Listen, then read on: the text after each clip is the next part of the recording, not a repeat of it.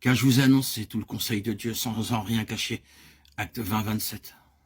Le mystère de l'évangile, Éphésiens 6, 19.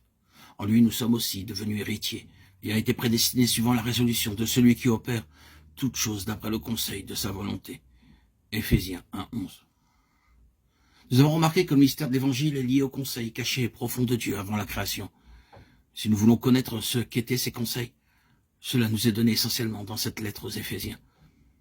Il y a 3 aspects de ce conseil de Dieu ou de ce mystère de l'évangile.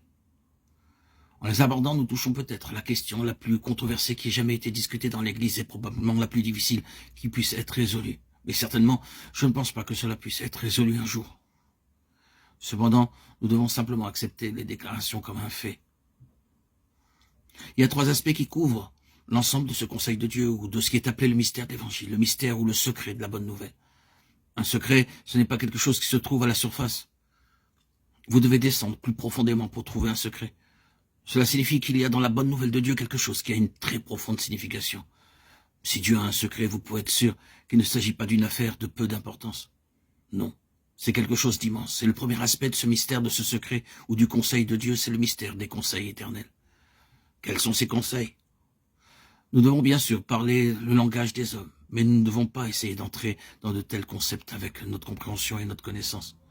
Nous ne savons pas exactement comment cela est arrivé, mais ce que nous savons comme un fait, c'est qu'avant que le monde fût, Dieu est représenté comme tenant un conseil en lui-même. Il projetait une intention, une grande et compréhensible intention, qui est appelée ici le dessein éternel. De manière simplifiée, il y a un dessein, une intention qui a un centre et une circonférence, avec bon nombre d'aspects concernant sa réalisation. Le centre était le Fils de Dieu, connu de nous comme le Seigneur Jésus-Christ. Il en est le pivot, avant que dans la plénitude des temps, Dieu puisse réunir toutes choses en Christ, Éphésiens 1, 10. C'est compréhensible, car si vous avez ici ce toutes choses, tout y est donc contenu, et vous ne pouvez rien ajouter à cette intention de réunir toutes choses en Christ. C'est cela le cœur du dessein et du conseil. Mais ensuite, il y a cette merveilleuse déclaration.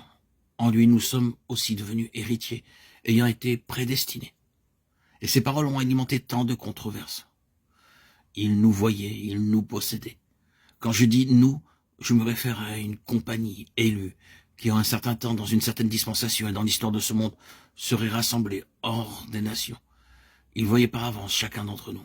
Oh, c'est cela le mystère de l'Évangile, et cela va au-delà de nous-mêmes.